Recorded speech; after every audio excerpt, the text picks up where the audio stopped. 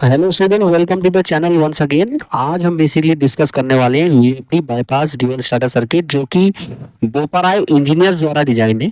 तो आपको डायग्राम में दिखाई दे रहा है, यहाँ पे हमने दो डबल थ्री पोल एमसीबीज का इस्तेमाल किया हुआ है और दोनों के आउटपुट्स हमने अलग अलग फीड किए हुए हैं।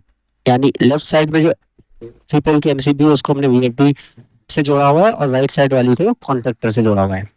और यहाँ पर हम देख रहे हैं कि वीएफडी का आउटपुट जो है, हम पोजीशन नंबर 1 में चेंज ओवर स्विच के डाल रहे हैं और जो कॉन्टेक्टर का आउटपुट है पोजीशन नंबर 2 में डाल रहे हैं चेंज ओवर स्विच के। तो ये 2 के चेंज ओवर स्विच जो होता है, इसमें बेसिकली दो इनपुट्स हमने कनेक्ट किए हुए हैं और एक आउटपुट हम इससे सेलेक्ट कर सकते हैं।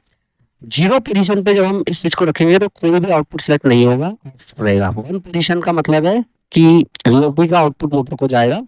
2 पोजीशन का मतलब है डायरेक्ट ऑनलाइन स्टार्टर का आउटपुट मोटर को जाएगा।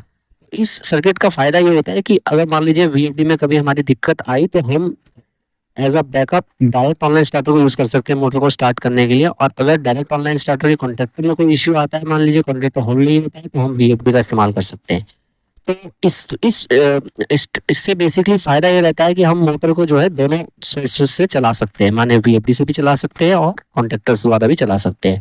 इससे हमारा जो सिस्टम होता है काफी ज्यादा रिडंडेंसी इसके सिस्टम के अंदर आ जाती है और स्टेबिलिटी भी सिस्टम की इम्प्रूव हो जाती है। क्योंकि जब तक हमारी वीएफडी रिपेयरिंग में जारी रहती है तो हम अल्टरनेट सोर्स को इस्तेमाल कर सकते हैं, यानी डुअल स्टार्टर को।